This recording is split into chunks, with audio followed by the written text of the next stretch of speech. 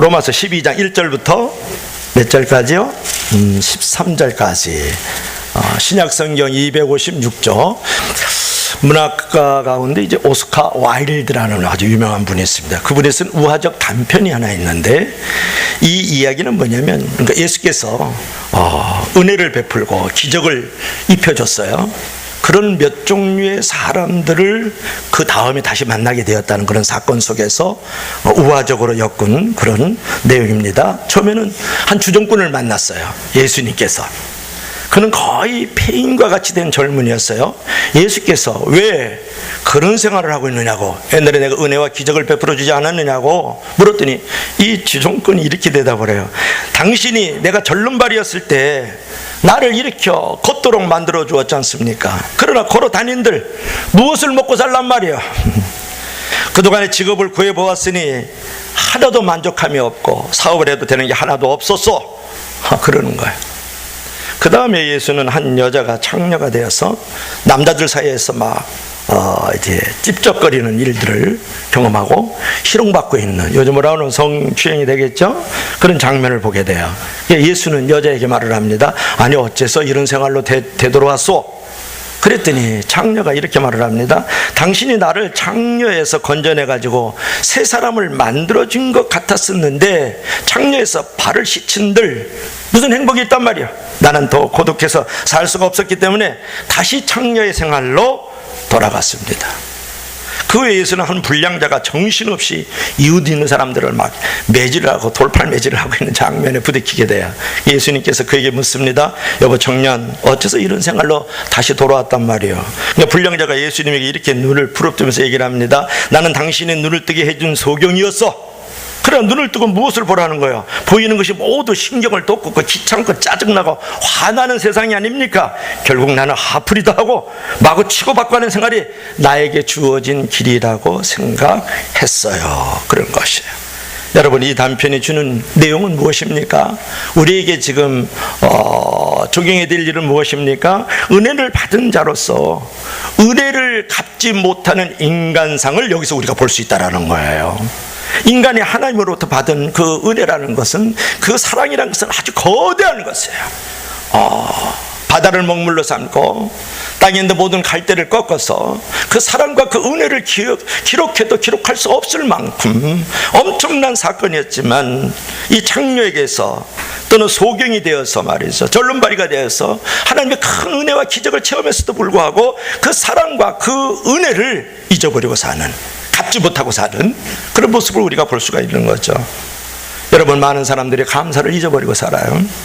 감사란 입술로만 하는 것이 아니라, 입술로 찬양만 하는 것이 아니라 받은 바 은혜를 깨닫고 그 은혜에 보답되는 새로운 생활로 우리가 전환되어질 때에 감사의 의미가 있는 것 아니겠어요?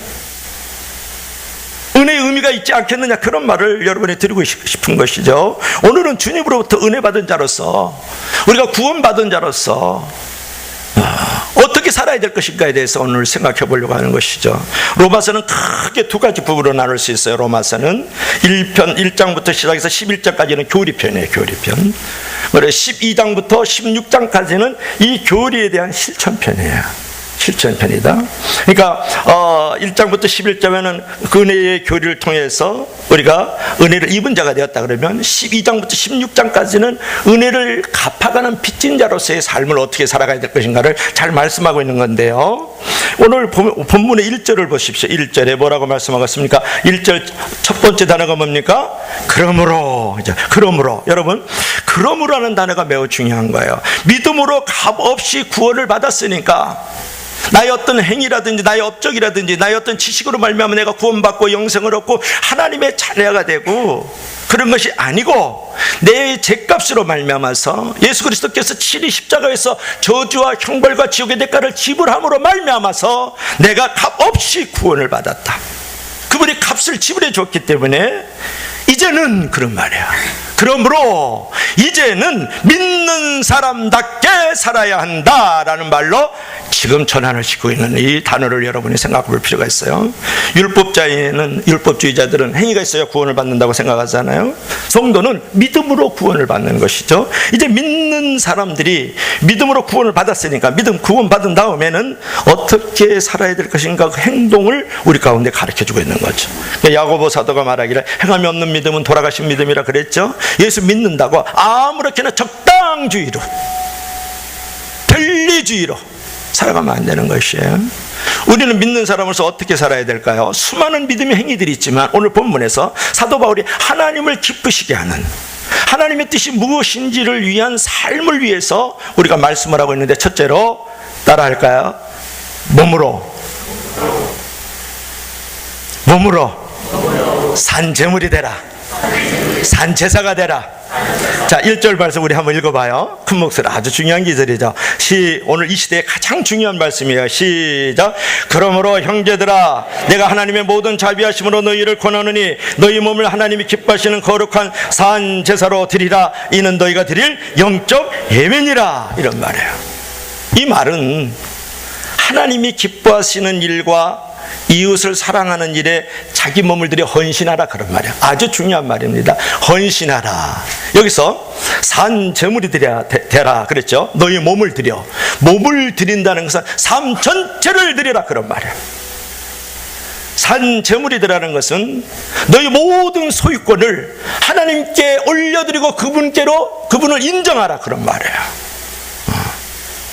여기서 중요한 것은 뭐냐면 너희를 몸을 말이죠. 몸을 하나님께 산제물로 드리라 그랬거든요. 산제사로. 그래서 삶 전체를 하나님께 드리면서 하나님께 너의 소유권을 인정하라는 부분이거든요. 하나님께서 너가 가지고 있는 것을 인정하라는 그런 부분인데, 여러분 여기서 제물이 된다. 살아있는 제물, 죽은 제물이 아니고. 제물이라는 것은 여러분 구약의 개념으로는 엄청나게 무서운 사건이에요. 각을 뜨는 거거든요. 각을 뜬다. 그건 뭐예요? 팔다리 잘라내는 거야. 제물이 된다는 것은 배를 가르고 가슴을 쪼개는 거야. 내장을 다 끄집어내고, 그리고 그 몸을 태워가지고 하나님께서 태울 뻔이다. 번지단을 통해서 하나님께 올려드리는 게 제물이라는 거예요. 이것은 뭘 말해요? 희생을 말하는 거예요.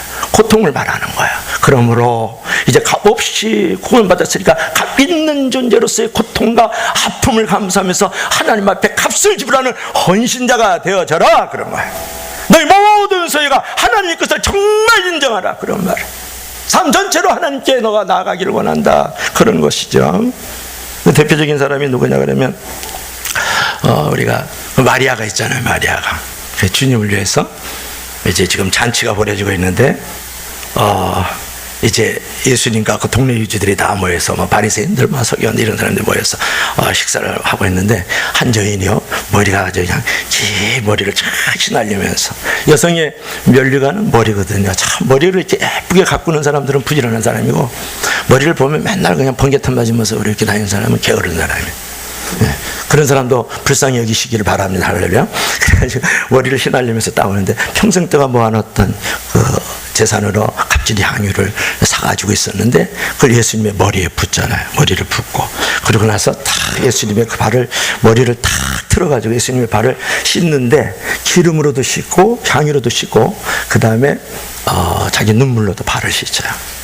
그리고 이제 그 값진 향유를 담은 옥합을 다 깨뜨렸을 때, 그 여인의 마음이 깨뜨려진 거예요. 그게. 그래서 옥합을 깨뜨리는 거거든요. 그러니까 그런 상황들을 이렇게 보면서 자기 중심적으로 보는 사람은 그 행위를 갖다가 낭비로 보는 거예요. 낭비. 어허, 그걸 예수님의 머리에 붓다니 눈물로 발을 적셔? 이웃에게 좀 먹을 것 갖다 주지. 이게 낭비로 보는 거예요. 근데 타인 중심으로 바라보는 사람은 그 행위가 헌신으로 보이는 거예요. 거룩한 낭비로 보이는 거예요. 이기적으로 생각하는 사람은 그건 낭비로 보이지만, 이타적으로 보는 사람은 섬김으로 본다니까요. 오늘날 많은 사람들이요, 이기적인 자기 사랑이 너무 지나치잖아요. 거기에서는 결코 삶을 변화시키는 위대한 힘이 나올 수가 없는 것이에요. 그 향유가 엎그러졌을 때 거기에 왔던 자취장에 있던 사람이 다 거룩한 향기를 맡잖아요. 그럼 예수님의 그 장사를 예비하고 있는 그 아름다운 여인의 모습을 통해서 은혜를 받잖아요. 오늘날 교회 나와서 은혜는 받으려고 하지만, 마음의 평안을 누리려고 하지만, 신앙생활에서 기쁨을 누리려고 하지만 내가 산 재물이 되기를 원치 않는 오늘날의 현대인의 모습을 볼 수 있는 것이에요. 희생을 하지 않으려고 그러고 고통으로 나가지 않으려고 그러고 말이죠. 내 몸을 드리려고 하지는 않는다는데 오늘날 현대인들의 크리스천의 모습의 현주소를 우리가 볼 수가 있는 것을. 여러분 사랑의 헌신을 각오해 보세요. 그것이 기적을 일으키는 원천이 되는 줄로 믿으시기를 바랍니다. 이 여인이 값진 향유를 부었더니 복음이 전파되는 것에 이 여인을 기념하라 그랬다고요. 이 여인은 그래서 지금도 내가 그 여인을 기념하고 있잖아요. 여러분 오병이어 잘 알죠? 오병이어 물고기 2마리 떡 5덩이 그죠? 조그만 소년의 도시락이에요. 다들 꼬르륵 해가 이제 땅거미가 짙어오고 붉은 빛빛 태양이 베스다 벌판을 물들이고 있을 때 아무것도 먹을 게 없잖아요. 근데 그 어린아이 도시락이 안드레를 통해서 주님께 올라가니까 주님께서 축복하고 기도해 주시잖아요. 그래서 수천 명이 먹어도 12강질이 남겼다면서요. 그 작은 것이 그 큰 일을 이루어가는 것이죠. 여러분 사르밧 과부 얘기는 아세요? 3년 6개월 동안 기근이에요. 3년 6개월 동안의 기근인데 엘리야가 찾아가잖아요. 찾아가니까 엘리야가 거기 나에게 떡과 물을 달라고 그래요. 3년 6개월 동안 기근에 아무것도 먹을 것이 없는 거예요. 그런데 이 여인이 하는 말을 들어보세요. 여기 조그만 밀가루하고요, 여기 조그만 기름 있는데요, 요거 먹고 우리가 아들하고 나가 죽으려고 그래요. 그러는 거야. 그리고 나에게 먼저 바쳐라. 그리고 아들에게 먹을 걸 주라. 그러니까 이 여인이 순종해서 그걸 드려요. 떡을 만들었어. 그랬더니 떡이 나오고 기름이 나오고. 여러분 이 작은 것 하나가 위대한 기적을 만들어가는 것이죠. 여러분 무엇이 없는 것이 문제가 아니에요. 사실은 헌신하지 않는 것이 여러분에게 문제인 줄로 믿으시길 바랍니다. 그래서 여러분 때로는 우리가 오병이의 그 어린아이 도시락처럼 뭐 겨우 이것뿐이 없는데요, 그런 사람도 있고 이제 사르밧 과부처럼 이제 밀가루 조금하고 기름 조금밖에 없는데 이거밖에 없는데요, 그럴 수 있어요. 근데 우리 주님께서 하시는 말씀들은 그거면 충분해 그렇게 말해요. 그것이 놀라운 은혜와 기적을 만들어가는 통로가 되는 거거든. 문제는 뭐냐? 내가 가지고 있는 것을 헌신하지 않는다는 거야. 산재물이 되어지지 않기 때문에 아무런 일도 일어나지 않는 거야. 기도 조금, 선교 조금, 봉사 조금, 재정 조금 드리는 그것이 위대한 것들을 만들어가는 줄로 믿으시기를 바랍니다. 그런 것들의 그 희생과 섬김과 아픔과 고통을 감수할 때에 이 세상에 어떤 일도 못할 일이 없는 거예요. 왜냐? 거기에 하나님이 함께 하시기 때문에. 그 헌신을 통해서 가정이 변화되고 교회가 변화되고 사회가 변화되고 국가가 변화되는 줄로 믿을 수 있기를 바랍니다. 그런데 우리가 고민하고 싶은 것은 뭐냐면 왜 헌신이 일어나지 않느냐는 거예요.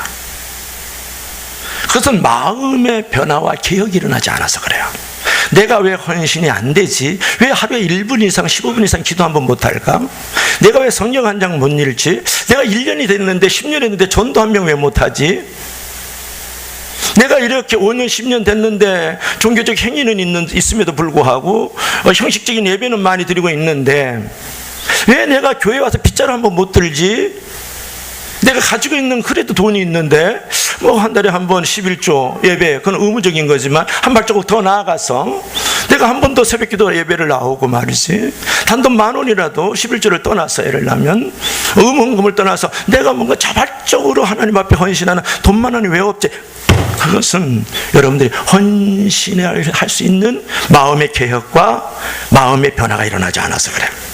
자, 그러면 보세요. 오늘 2절 봅시다. 따라합시다. 마음을 새롭게 하라. 자, 2절 헌신 얘기하면 벌써 마음이 무겁죠? 2절 우리 다 같이 한번 읽어봐요. 다 같이 시작.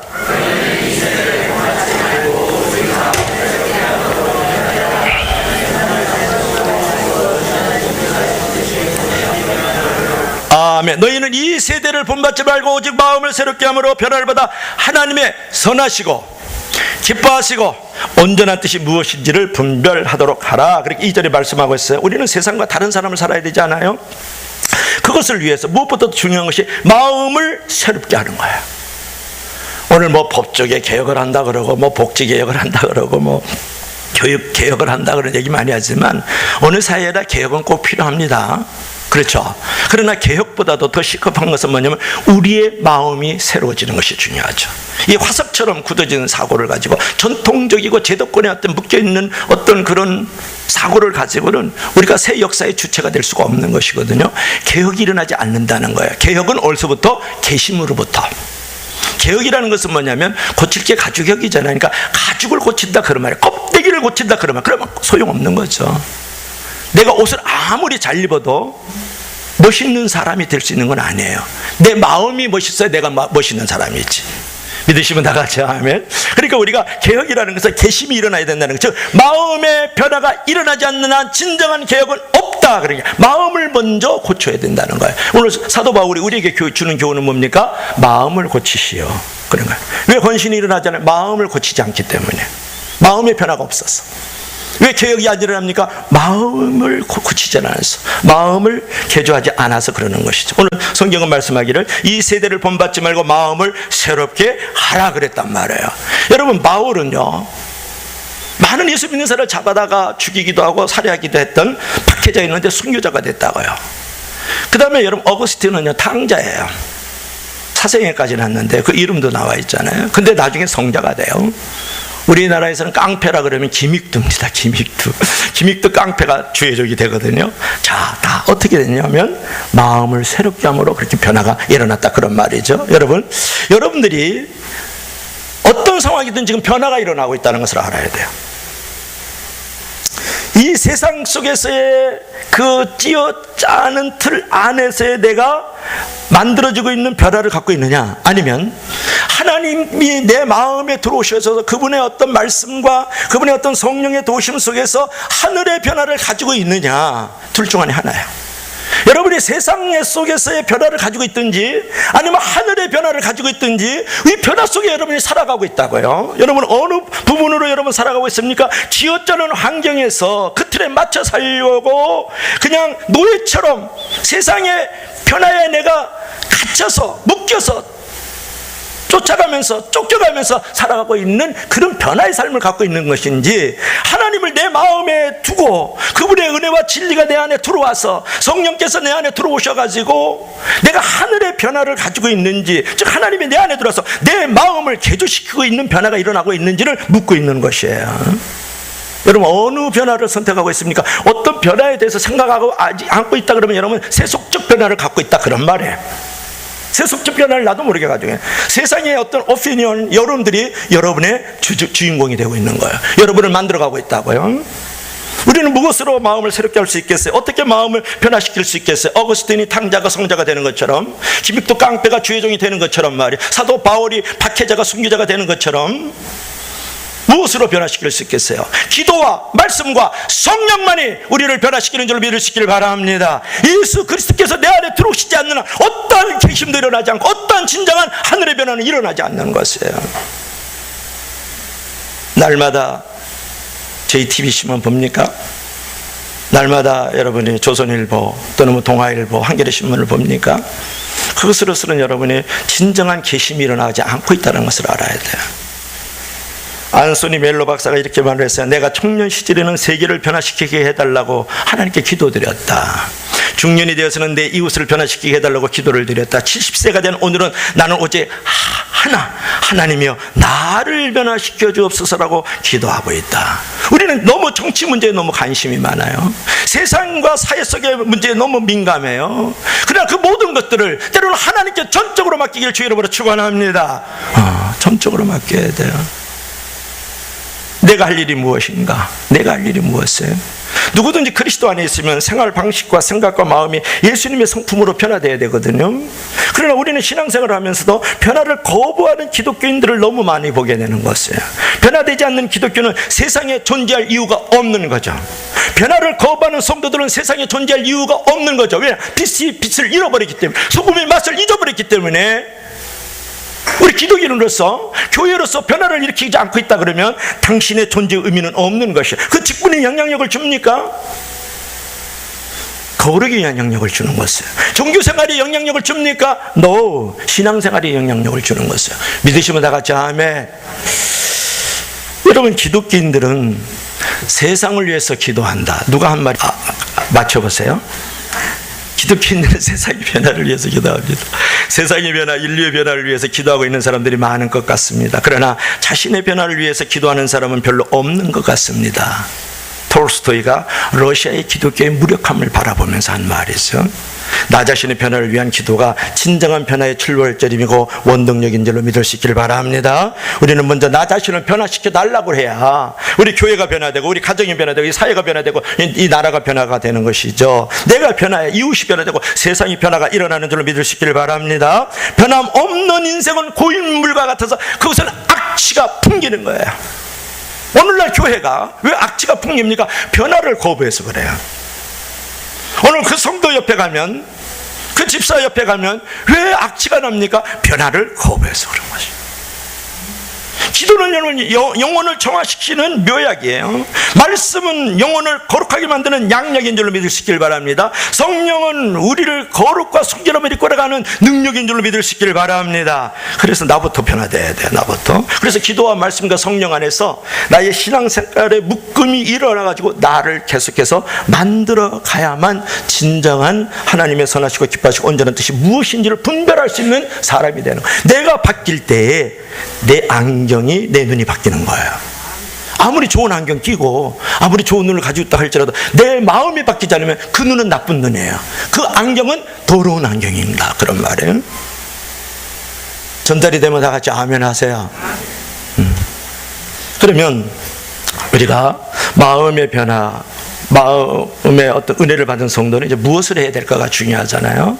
자, 변화에 대한 행동을 해야 되지 않겠어요? 변화에 대한 행동을 해야 되겠다. 오늘 4절 말씀 한번 들어갑시다. 4절 우리 다 같이. 자, 우리가 변화를 받았을 때 그러면 그 다음에는 어떻게 해야 되겠느냐? 계속해서 우리가 기납법적으로 우리가 적용을 해 나가야 되지 않겠어요? 우리가 변화를 받았으면, 새롭게 되었으면, 하나님 뜻을 분별했으면 어떻게 해야 되겠느냐고 오늘 사도 바울이 4절에 말씀하고 있어요. 6절, 4절 6절 같이 읽어봅니다. 시작. 우리가 한 몸에 많은 지체를 가졌으니 모든 지체가 같은 직분을 가진 것이 아니니 가진 것이 아니니, 그렇게 4절에 말씀하고 있죠. 6절 한번 읽어봐요.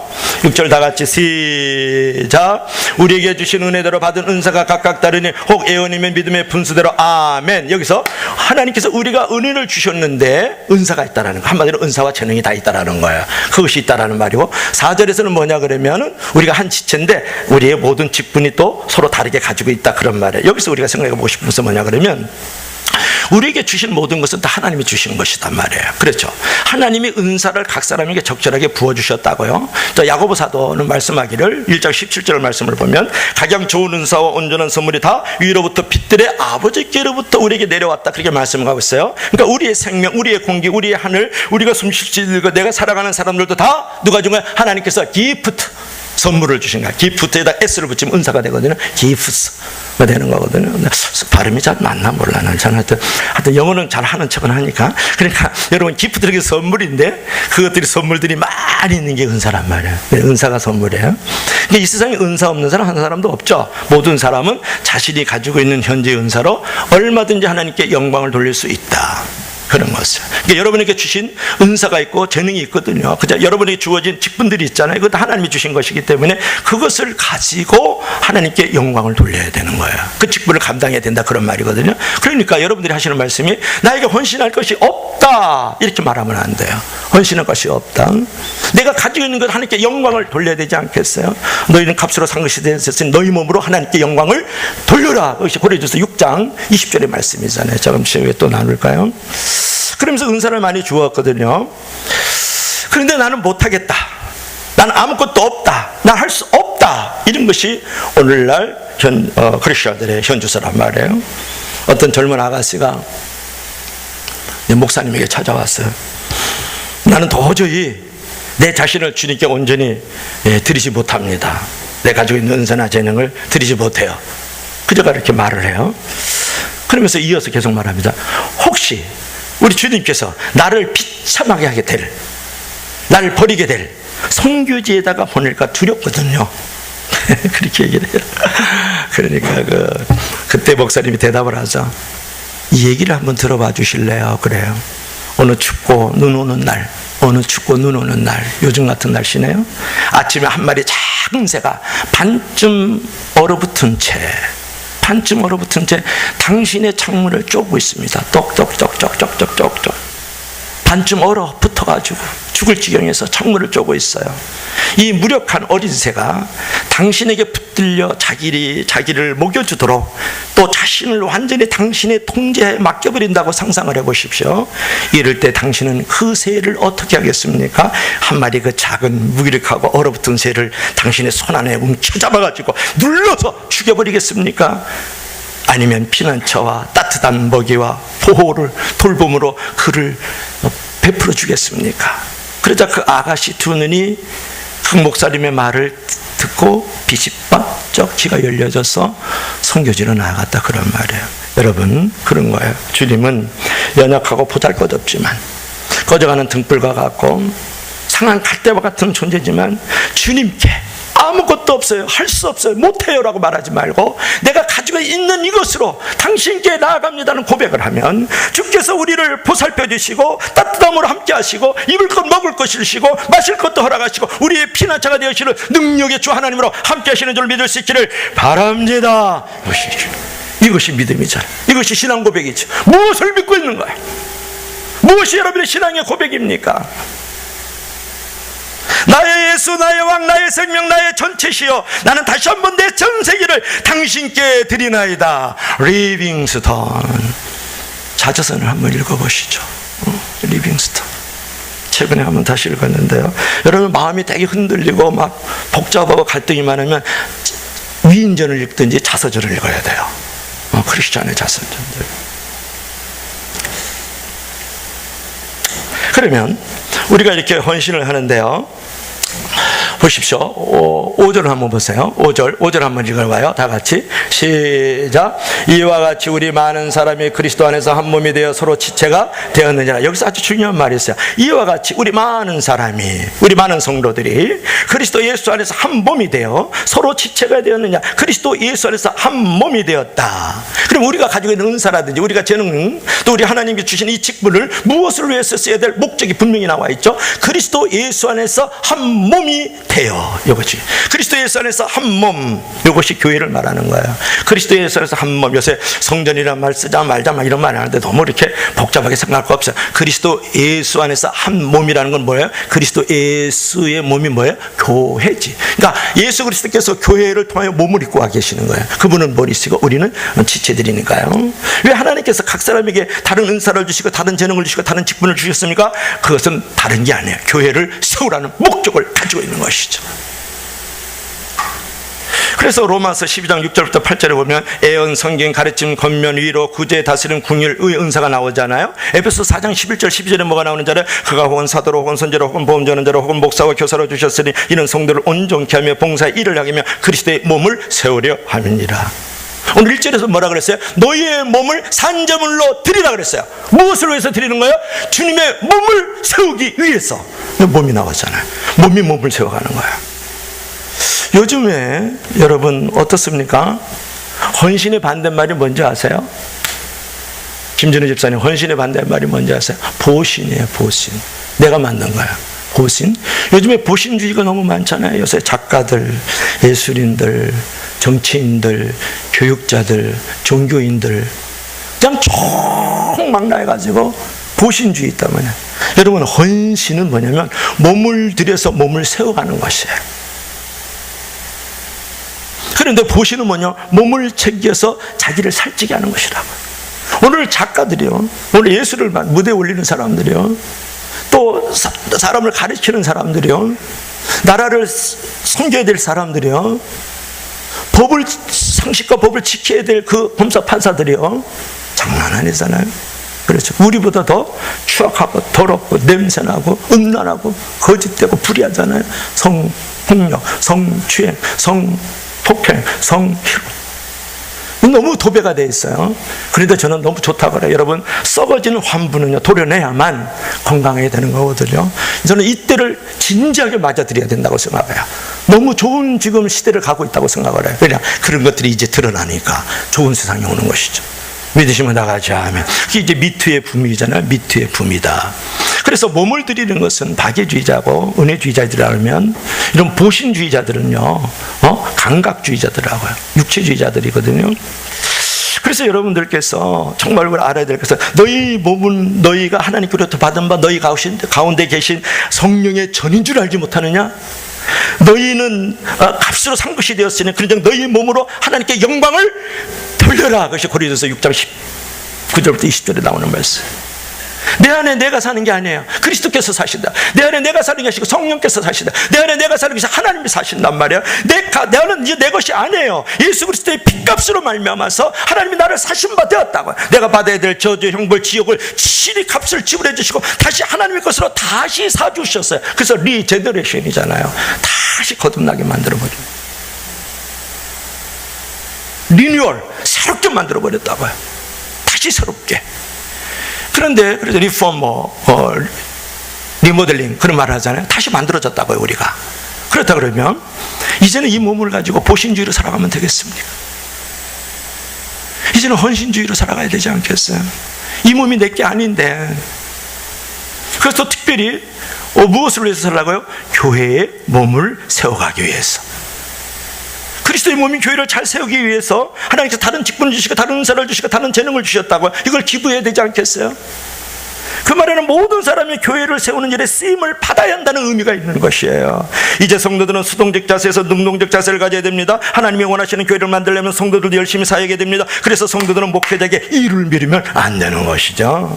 우리 헌신이 천국 상급을 결정하는데 천국 가서 상급이 적다고 우리 목사님이 아무 일도 시키지 않았어요. 변명해도 소용없어요. 보상 심판이 있어요. 상급이 있다고, 면류관이 따로 있다고요. 믿음으로 구원을 공짜로 받지만 올라가면 여러분들의 행위로 말미암아서 심판이 있는 것이에요.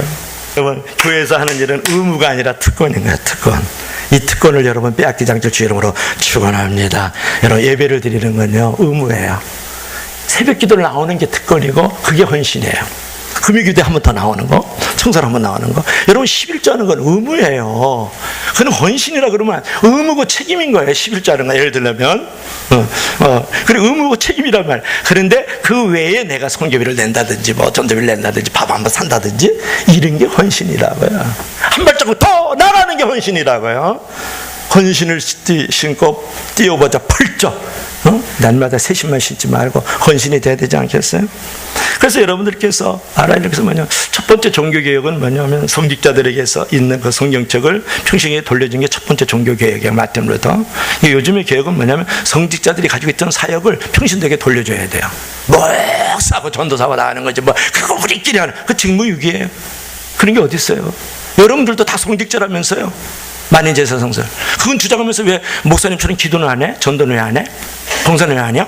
일은 왜 안 해? 여러분들이 내가 반을 하나 맡았든지 구역장을 맡았든지 성교일을 맡았든지 성가대를 하든지 아멘할 때까지 교사를 한다든지 안내를 한다든지 주방을 한다든지 모든 게 다 주님의 일이라고요. 그걸 가지고 맡겨진 일들을 잘 감당해서 교회를 세워나가도록 하나님께서 산제물이 되길 원하고 그런 의미에서 은사를 주시고 재능을 주시고 무엇을 주셔? 직분을 주신 거죠. 오늘 성경에 사도 바울이 얘기를 하잖아요. 그러면 교회를 세우는 궁극적 목적이 오늘 결론이 되어야 되지 않겠어요? 자, 13절 마지막 읽어보세요. 자, 교회를 그러면 세운다. 그럼 무엇을 위한 내용을 위하여 교회를 세워야 돼? 이게 또 중요하다고요. 그냥 교인들이 배불리기 위해서, 교회가 그냥 막 커지기 위해서, 교회가 등 따시기 위해서, 성도들이 살찌기 위해서 우리가 은사와 재능과 직분을 드리라 그런 말이에요? 그런 게 아니에요. 오늘 13절 한번 보세요. 13절 마지막으로 큰 목소리로 시작. 성도들의 쓸 것을 공급하여 손대접하기를 힘쓰라. 이렇게 말씀하고 있죠, 여러분. 성도들에게 쓸 것을 공급하며 손대접하기를. 요 손 아니고 손님, 이방인 이렇게 보면 좋아요. 여러분들 여기서 성도들의 쓸 것을 공급하기 위해서 내가 직분과 은사와 재능을 쓰라 그런 말이에요. 이게 성도들 뭐냐? 어려운 사람들 필요한 것들을 나누라 그런 말이에요. 성도들과 그런 의미에서 내가 헌신하라 그런 말이에요. 또 한 가지는 뭐가 있어요? 손 대접하기를 힘쓰라. 그러니까 이게 손이라는 것은 뭐냐면 여기서 이방인, 교회 바깥에 있는 사람들을 말하면 돼요. 이 바깥에 있는, 교회 바깥에 있는 이방인들을 대접하기를 힘쓰라는 말 은 믿지 않는 사람에게도 도움의 손길을 베풀어라 그런 말. 여러분 어떻게 생각하세요? 여러분이 가지고 있는 재능을 기부하고 하나님께서 여러분이 가지고 있는 은사를 기부하고 여러분이 가지고 있는 몸을 기부하고 여러분이 가지고 있는 직분을 하나님 앞에 기부한 즉 헌신할 때에 이것을 무엇을 위해서 쓰라고요? 성도들과 교회 바깥에 있는 사람과 교회 안에 있는 사람들을 위해서 써야 된다. 한마디로 선교와 구제에 힘쓰라 그런 말이에요. 믿으시면 다 같이 아멘. 여러분, 주님은 하나님과 재물을 겸하여 섬길 수 없다라고도 말했잖아요. 그러니까 세상은 줄 생각보다도 받을 생각을 많이 합니다. 그러나 우리는 항상 받을 생각보다도 줄 생각을 많이 하고 드릴 생각을 많이 하길 주의 이름으로 축원합니다. 우리는 하나님께 드릴 줄 아는 넉넉한 손이 되어야 돼요. 받기만 하던 손이 이제 드릴 수 있는 손으로 바뀌어져야 되죠. 인색한 손이 이제 풍성한 손으로 바뀌어야 되지 않아요? 봄이 왔어요. 무엇을 무슨 봄이 왔어요? 하나님을 바라봄, 이웃을 돌봄 있기를 주의 이름으로 축원합니다. 그런 의미에서 내가 가지고 있는 재물, 내가 가지고 있는 시간, 내가 가지고 있는 몸, 내가 가지고 있는 은사, 내가 가지고 있는 재능, 내가 가지고 있는 권력조차도 그것을 위해서 쓸 줄 알아야 돼요. 하나님을 보고 이웃을 돌볼 수 있는 자리로 말이죠. 하나님은 손을 펴는 교회를 축복하시고, 손을 펴는 가정을 축복하시고, 손을 펴는 손을 펴는 교회와 성도들을 축복 안 해주신 줄로 믿을 수 있기를 바랍니다. 손을 펴는 사람을 축복하시는 거예요.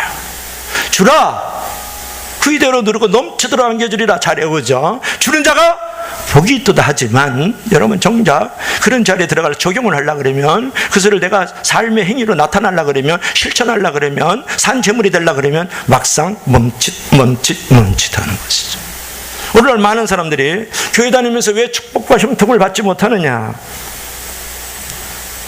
능력을 왜 받지 못하느냐, 왜 체험을 받지 못하느냐, 기도가 부족해서 그런 줄 압니다. 안수를 받지 않아서 그런 줄 압니다. 성경을 많이 몰라서 그런다고 생각합니다. 은사를 체험하지 못해서 내가 축복을 받지 못하고 형통을 받지 못하고 능력을 받지 못한다고 생각합니까? No! 아주 심각한 왜곡이에요. 대개 보면 선교와 구제를 외면해서 그런 것이, 나눌 줄 모르기 때문에, 베풀 줄 모르기 때문에, 드릴 줄 모르기 때문에 하나님께서 좋은 것으로 통로로 사용할 수 없다라는 결론을 우리가 가질 수 있는 것이에요. 그렇기 때문에 저와 여러분들께서는 알아야 될 것이 뭐냐, 내가 왜 이렇게 축복이 없는가, 내가 이렇게 형통이 없어, 왜 내 삶의 자리에 하나님을 체험과 하나님의 만져주심을 경험할 수 없는가, 당신이 베풀지 않고 드리지 않고 하나님께 나누어주지 않기 때문에 그런 것이에요. 하나님을 바라봄, 이웃을 돌봄이 없기 때문에 그런 것이다. 봄에 그러한 봄이 있기를 주의 이름으로 축원합니다. 이제 그런 모습을 통해서 하나님의 마음에 합당한 삶으로 여러분이 만들어져야 되지 않겠어요? 그럴 때 축복과 형통은요, 주는 자가 그래서 복이 있는 것이죠.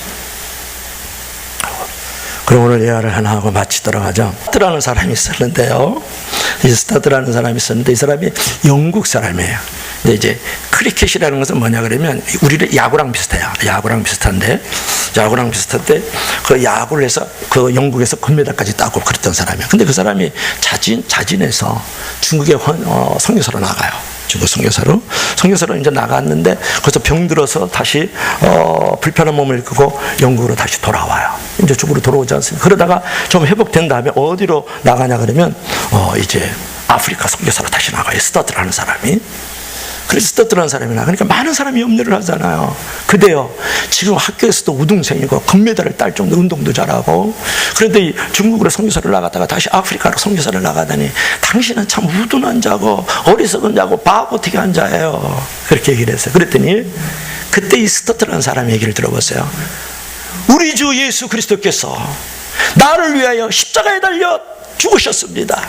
내가 받아야 될 죗값을 그분이 친히 담당하여 주셨어요. 내가 받아야 될 형벌 그분이 담당하시고, 내가 받아야 될 저주 그분이 담당하셨어요.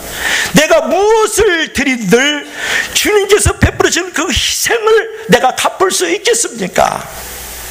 이것이 헌신이에요. 이것이 바로 헌신의 진정한 정신인 줄로 믿습니다.